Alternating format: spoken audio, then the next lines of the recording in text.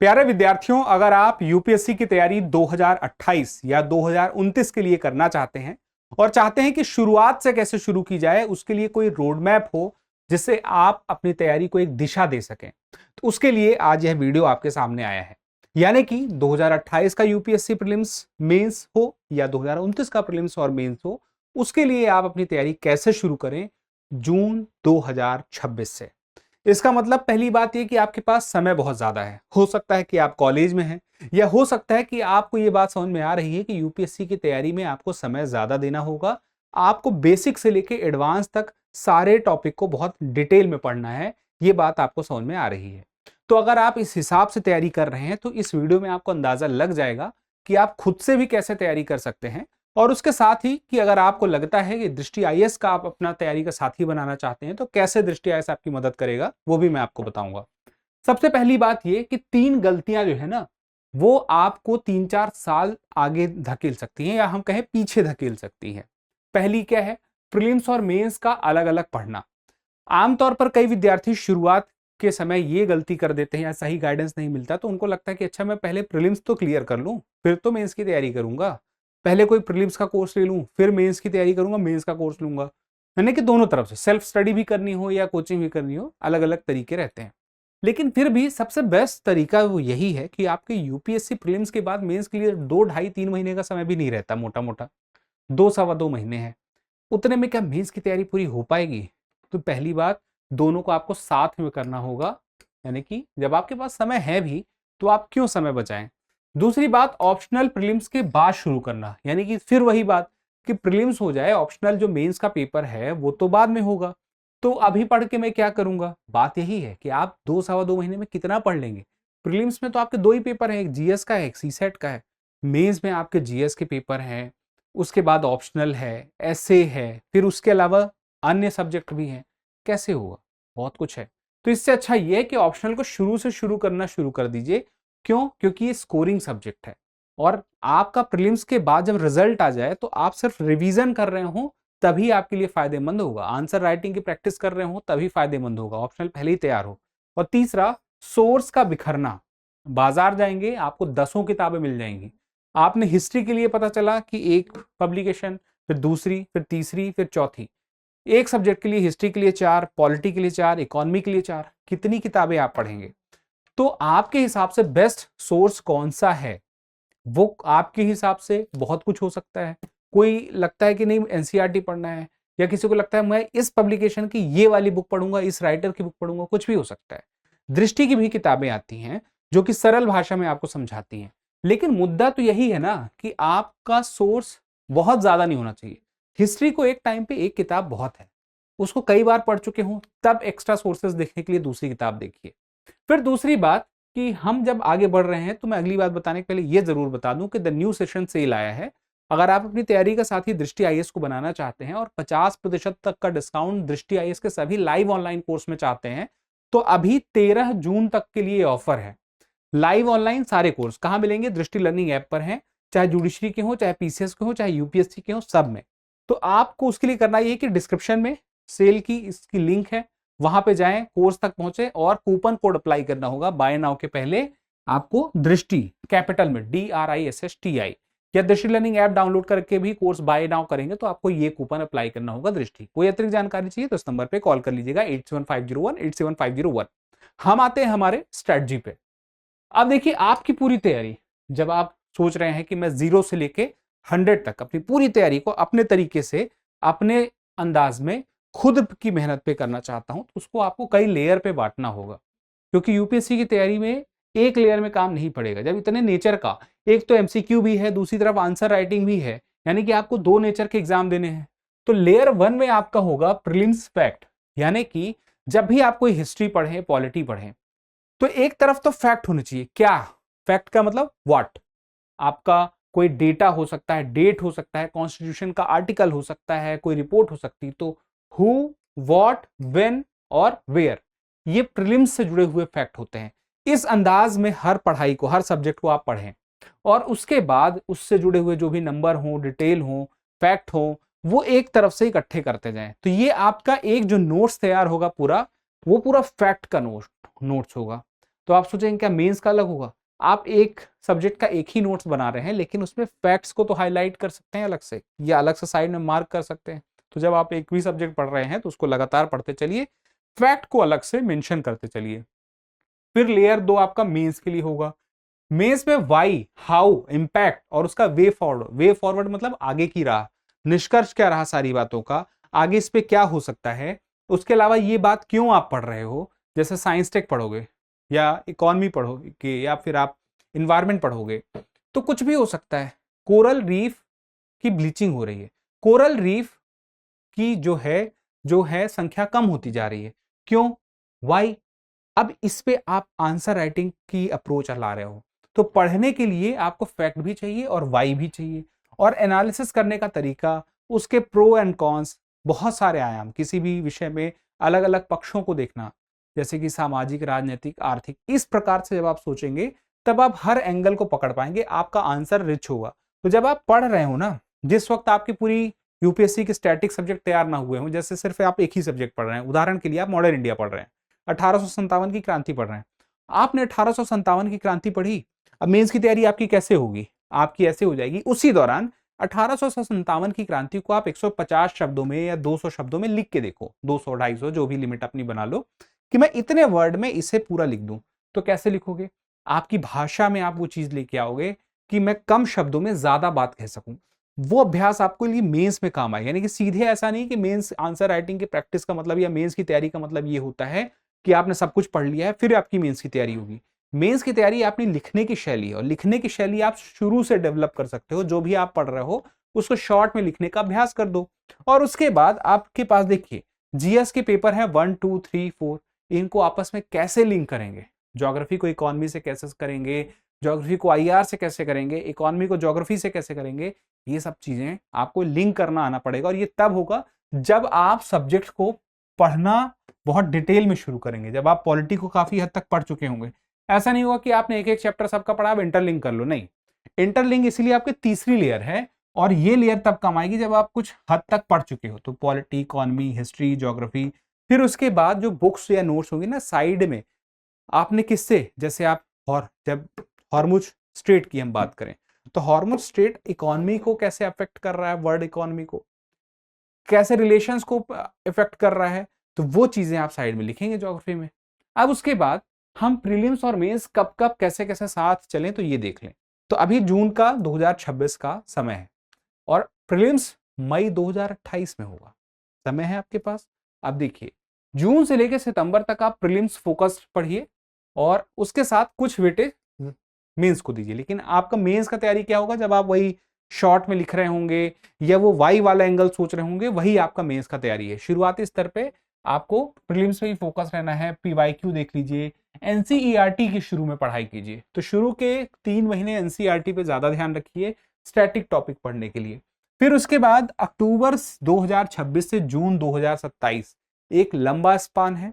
इस दौरान आप अपने टॉपिक के हर सब्जेक्ट को बहुत डिटेल में पढ़ना शुरू कीजिए, और यहाँ पे वही 3 लेयर मेथड अब लाना है। शुरू में आप नहीं भी ला रहे तो चलेगा, शुरू में आप सब्जेक्ट की एक होता है नींव मजबूत कर रहे हैं, एनसीईआरटी वही काम करती है। फिर उसके बाद लेयर 2 अपने आप काम करेगी, जैसे मैंने आपसे कहा, जब शॉर्ट नोट्स देखना शुरू करेंगे, उसके वाई वाले एंगल सोचेंगे। फिर जुलाई से सितंबर 2027 तक आप मॉक्स टेस्ट लगाइए, प्रीलिम्स के भी मेंस के भी, क्योंकि आपके पास समय है तो आप पहले से लगाना शुरू कीजिए अक्टूबर से दिसंबर तक में। फिर आप उसके बाद स्पीड में रिवीजन करना शुरू कीजिए, क्योंकि ये अक्टूबर से दिसंबर के बाद जो 28 का साल आ जाएगा तब आपको स्पीड बढ़ानी पड़ेगी। तो आप उसके पहले स्पीड बढ़ा लीजिए कि शॉर्ट नोट्स आपके और एक एक पेज में एक एक टॉपिक की समरी बनती जाए, एक एक चैप्टर की। और उसके अलावा आप रिवीजन में 2 बार एटलीस्ट तब तक कर चुके हो मिनिमम, ज्यादा कर रहे हैं उतना आपके ऊपर है, क्योंकि हर किसी की स्पीड अलग होती है। एक बुक को पूरा पढ़ने में किसी को कम टाइम लगेगा, किसी को ज्यादा टाइम लगेगा, कोई एक एक लाइन मार्क करके कर रहा है, कोई लिख लिख के कर रहा है, तो सबके लिए अलग है। आप स्पीड, आपके पास चूंकि समय है तो स्पीड आप डिसाइड करेंगे। फिर उसके बाद जून से लेके अक्टूबर तक ये आपका होगा कौन सा, मेंस का समय, क्योंकि आप जनवरी से मई तक में प्रीलिम्स के लिए पूरा फोकस्ड हो चुके होंगे 100%, और मेंस के लिए इस वक्त कुछ नहीं कर रहे होंगे। तो आपका अपना ऑप्शनल वगैरह भी ना, जो भी पढ़ना होगा दिसंबर के बाद कुछ नहीं पढ़ेंगे आप, 27 दिसंबर की बात कह रहा हूँ। हालांकि ऑप्शनल के लिए आप जितना पहले शुरू में क्लास कर लें उतना अच्छा है, क्योंकि थोड़ा थोड़ा पढ़ते रहें, मैं क्लास करने को तो कहीं नहीं रहा, मैं बोला आप खुद से भी पढ़ रहे हैं तो थोड़ा थोड़ा पढ़ते रहें, उसके बाद आप पूरा रिवीजन करना शुरू करें और दिसंबर 27 के बाद कुछ ना पढ़ें ऑप्शनल में। और अब इसी में हम फेज बनाएं, तो पहला फेज, सारी पढ़ाई को फेज वाइज देख लें, तो पहला फेज आपका जो 4 महीने का होगा, जून से सितंबर तक का, जिसमें मैंने क्या कहा कि पीवाईक्यू एनालिसिस करने हैं।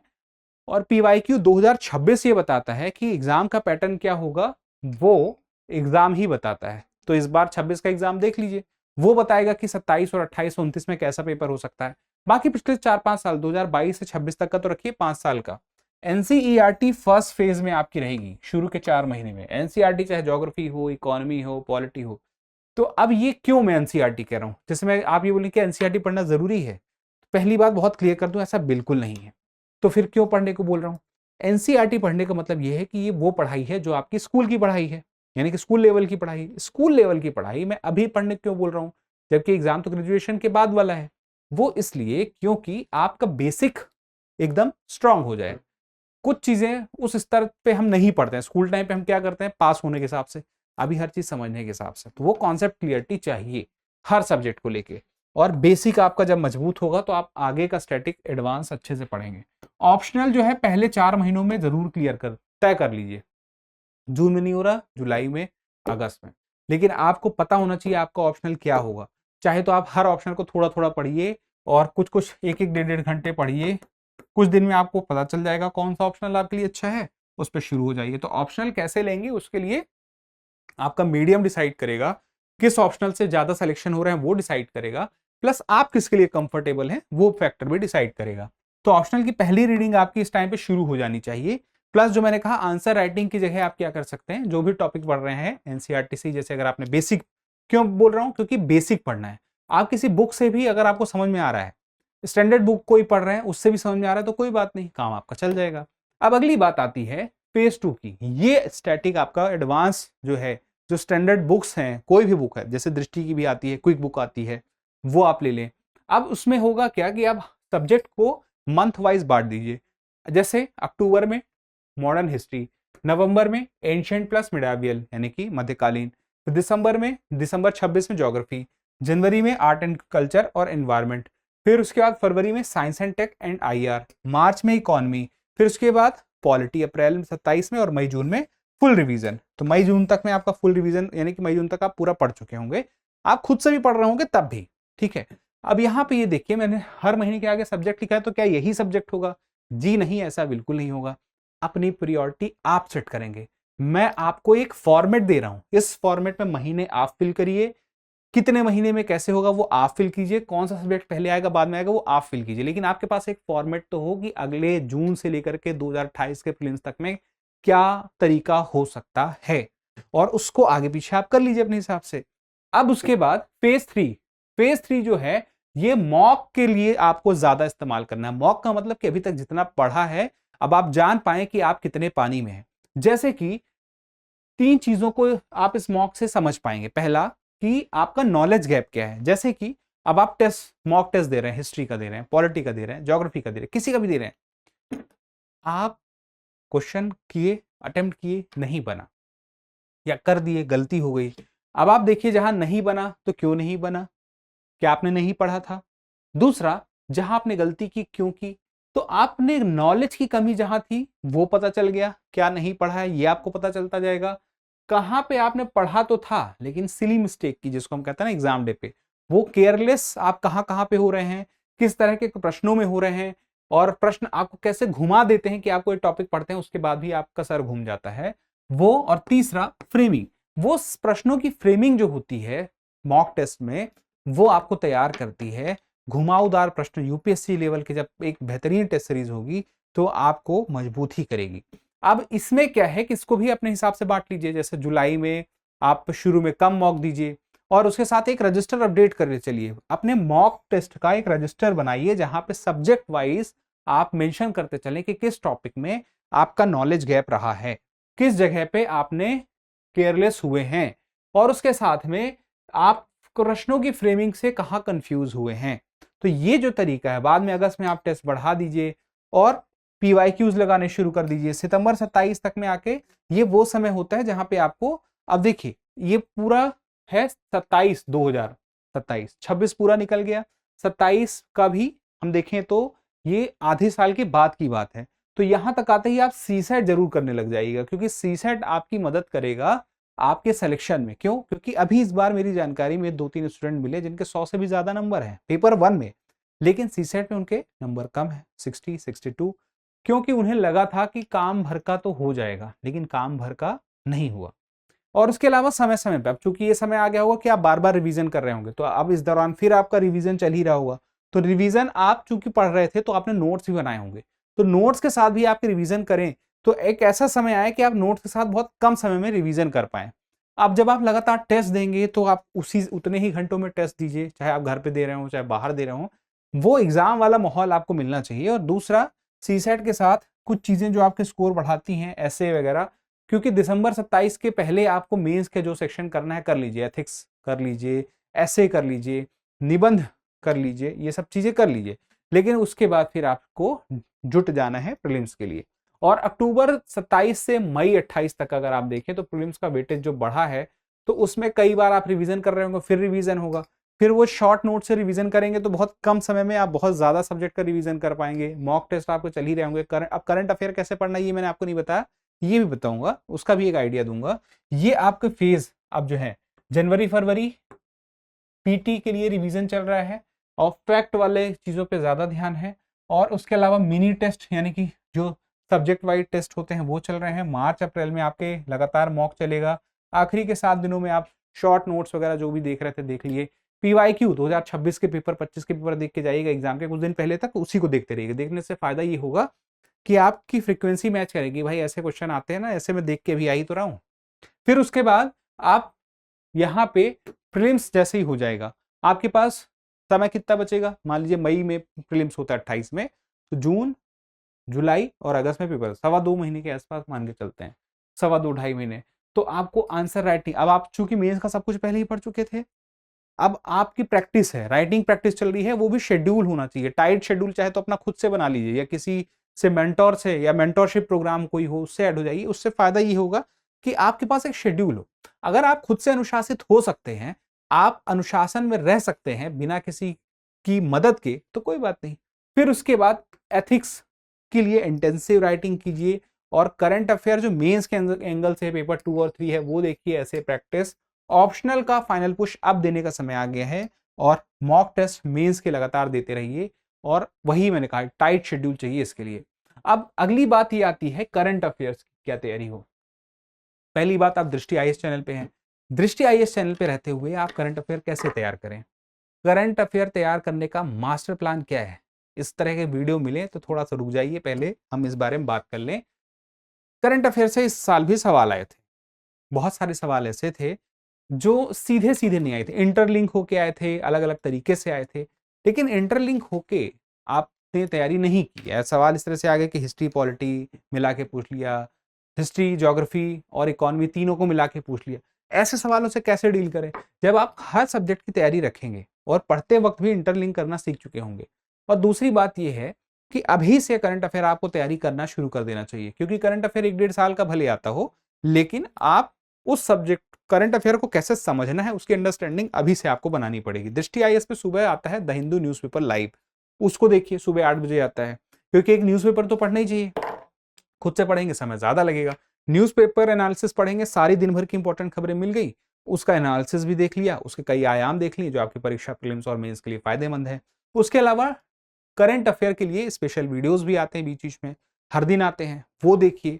इससे क्या होगा कि ये डेली का है, लेकिन उसके अलावा मंथली में आपको ना मैगजीन चाहिए, और उस मैगजीन को आप इस तरह से देखिए कि आप डेली करंट अफेयर पढ़ रहे थे, आप अपने नोट्स डेली के खुद से बना रहे थे डेली पढ़ते हुए, लेकिन जब मंथली आएगा तो बने बनाए नोट्स होंगे। अब वो बने बनाए नोट्स में कितना कुछ पढ़ चुके हैं आप देखिए। अब जब आप कोई चीज, जैसे अखबार आज आप पढ़ लें तो कोई बात ज्यादा याद रहेगी, बशर्ते आप उसको मैगजीन में पढ़ें। तो आप डेली पढ़ रहे होंगे, फिर मैगजीन पढ़ेंगे, तो मैगजीन तो आपके लिए रिवीजन का काम करेगा और एक बढ़िया बने बनाए नोट्स का काम करेगा, जैसे दृष्टि की मैगजीन आती है। फिर उसके बाद बड़ी खबरें एक जगह कंपाइल कर लीजिए, जो भी इसमें सबसे इंपॉर्टेंट आपको लग रही थी, आपको अपने हिसाब से, चलिए अपने हिसाब से ही तय करिए। तो आपने अगर अपने हिसाब से तय कर ली तो सबको एक जगह लिखिए, तो लिस्टिंग तो करिए, और उसके बाद टॉपिक्स को इंटरलिंक आप करिए इसी करंट अफेयर में, क्योंकि स्टैटिक वाले वो जो टॉपिक आपको इंटरलिंक करना है वो यहीं से करना है, करंट अफेयर में जो इंपॉर्टेंस में रहे हैं।